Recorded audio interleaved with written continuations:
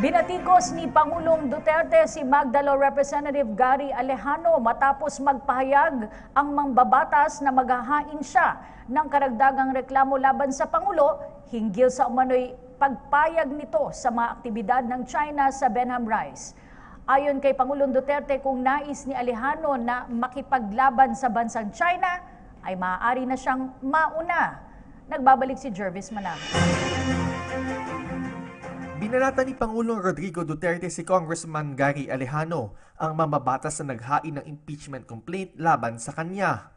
Bukod kasi sa naunang reklamong kanyang inihain sa mababang kapulungan, nagbabalak pa raw si Alejano na maghain ng supplemental impeachment complaint para naman sa pagpayag ng Pangulo sa China na magsagawa ng research sa Benham Rice. Pero kung boxing ang labanan, knockout na si Alejano sa mga banat ng Pangulo. For what?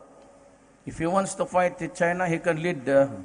I will be glad to send him as the first batch of delegation of Filipinos who want to take the Spratly Islands and all of those be occupied now.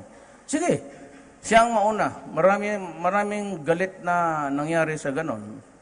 Ako, it would be slaughter for the Filipinos to do that.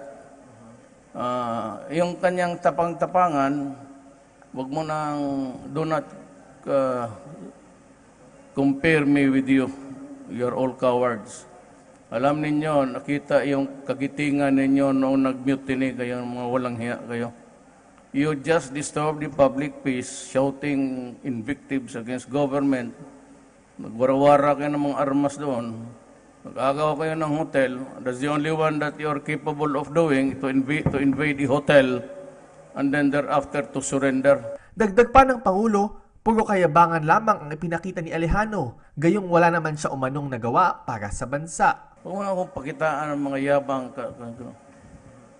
I mean, ano bang ginawa nila?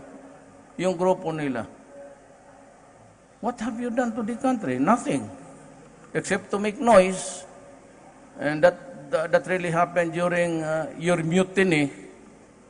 Na hindi kayo kasi you were forgiven by a president na ewan ko. And you enjoyed your freedom now because of one man. But what you did to the country was really something out of. Tapos kayo mayabang. Ano bang pinagyayabang ninyo na you had your chance to show your bravery? Do not with me. May panahon na dapat lumaban kayo. Yung itlog ninyo, dumating naman dyan sa bunganga ninyo. Dagdag pa ng Pangulo, wala tayo sa posisyon para giyerahin ang China.